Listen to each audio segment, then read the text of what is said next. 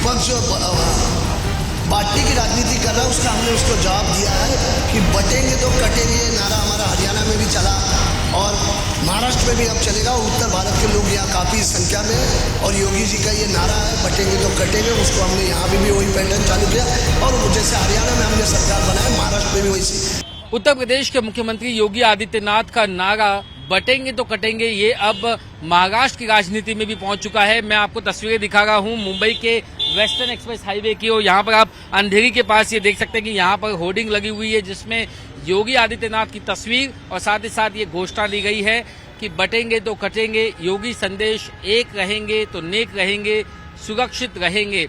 हमने देखा कि ये नारा जो है हरियाणा में खूब चला और जिस तरीके से योगी आदित्यनाथ ने एक के बाद एक धुआंधार जनसभाएं और रैलियों को संबोधित किया उसका असर कहीं ना कहीं हरियाणा के चुनाव में जम्मू कश्मीर में देखने मिला। उनका स्ट्राइक रेट जो है वो चाहे हरियाणा की बात करें या जम्मू कश्मीर की बात करें उसने जीत की गारंटी दी। क्या ये एक वजह है कि अब योगी का जो नारा है वो महाराष्ट्र के चुनाव में भी नजर आ रहा है? इससे पहले हमने देखा था कि कैसे योगी आदित्यनाथ जो है वो तमाम उम्मीदवारों की पहली पसंद है। एज अ स्टार कैंपेनर कई उम्मीदवार चाहते हैं कि योगी आदित्यनाथ उनके चुनाव क्षेत्र में आके उनका प्रचार करें, लेकिन अब यहाँ पर मुंबई के अलग अलग इलाकों में ऐसे होर्डिंग दिखाई दे रहे हैं। अगर मैं बात करूँ तो मुंबई के अंधेरी ईस्ट में वेस्टर्न एक्सप्रेस हाईवे पर, बांद्रा में अलग अलग ठिकानों पर ये होर्डिंग लगे हुए हैं। मेरे साथ यहाँ पर विश्व बंधु राय जो है मौजूद है जिनका नाम यहाँ पर दिखाई दे रहा है। मुझे बंधु ये बताइए कि आखिर क्या वजह है कि ये जो नारा है अब वो हरियाणा के बाद महाराष्ट्र में भी नजर आ रहा है?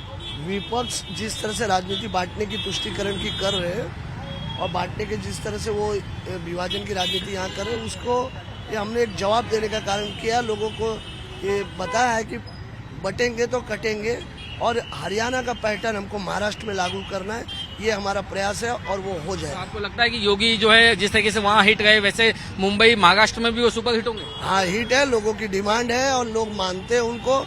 और उत्तर प्रदेश के लोग भी काफ़ी इधर है, बिहार के लोग बहुत है, उत्तर भारत के लोग बहुत है जो उनको बहुत ज्यादा प्रसिद्धि है उनकी यहाँ। बिल्कुल, कहीं ना कहीं उत्तर भारतीय समाज जो है वो बहुत ज्यादा कनेक्ट करता है। ये देखा गया कि ये जो नारा है इसको संत समाज तक पहुंचाया गया ताकि जो आखिरी वोटर्स है वहां तक ये जो नेगेटिव है वो वहां तक पहुंच सके और यही वजह है कि यहाँ पर आपको अलग अलग जगहों पर ऐसी जो होर्डिंग्स है वो दिखाई दे गई है। निश्चित तौर पर योगी का जो नारा है वो अब महाराष्ट्र के चुनाव में भी आ चुका है। ये कितना हिट रहेगा, कितना ये गूंजेगा, ये तो आने वाला वक्त बताएगा। निश्चित तौर पर ये एक किसी नई कंट्रोवर्सी को भी अंजाम दे सकता है। क्या मकसद है इसका और कितना ये असर होगा?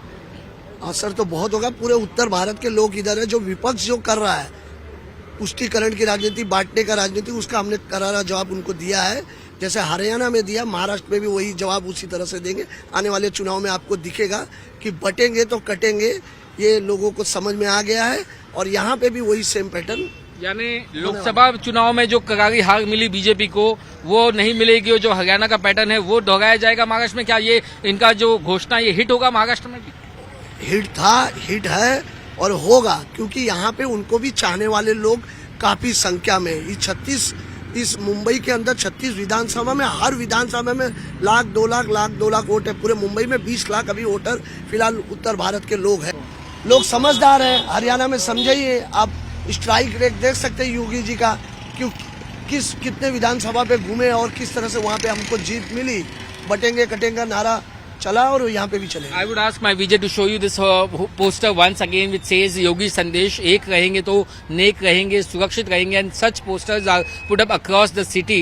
बंधु जी ये कितनी जगहों पे लगाया आपने होर्डिंग? कहाँ पे? बांद्रा, बिंद्रा, जोगेश्वरी, अंधेरी, इन सब विधानसभा में हमने लगाया। जो हमारा कार्य क्षेत्र है हम सब ने भी लगाया और कलानगर पे भी लगाया जहाँ हमने एक संदेश विपक्ष के नेता बड़े रहते हैं जी। निश्चित तौर पे क्योंकि हमने देखा कि हरियाणा में जिस तरीके से योगी आदित्यनाथ का स्ट्राइक रेट रहा, जम्मू कश्मीर में जिस तरीके से स्ट्राइक रेट रहा, 14 जो विधानसभा सीटें हरियाणा में वहां पर जीत हुई जहां पर योगी आदित्यनाथ ने सभाएं ली थी। 10 सीटें ऐसी थी जम्मू कश्मीर में जहां पर उन्होंने जन सभाएं ली थी। कहीं ना कहीं इसका ये असर हो सकता है। और दूसरी बात जो मैं आपको बता दूं कि जो पोस्टर है मुंबई के अंधेरी ईस्ट में लगा हुआ है जहां पर जिसकी हम बात कर रहे हैं और कहीं ना कहीं लोग ये मानते हैं, उम्मीदवारों का मानना है कि योगी जिस प्रखर अंदाज में में, जिस बेबाक अंदाज में राष्ट्रवाद, राष्ट्र प्रेम की बात करते हैं, इसीलिए तमाम जो उम्मीदवार हैं वो चाहते हैं कि उनके चुनाव क्षेत्र में योगी आए और जनसभा को संबोधित करें। दूसरी खास वजह है उत्तर भारतीय वोट बैंक, जो एक खासा अच्छी खासी तादाद में मुंबई और महाराष्ट्र के अलग अलग इलाकों में स्थायी है, उनको आकर्षित करने के लिए। और ये जो वोट बैंक ये कहीं दूसरी जगह छटक ना जाए,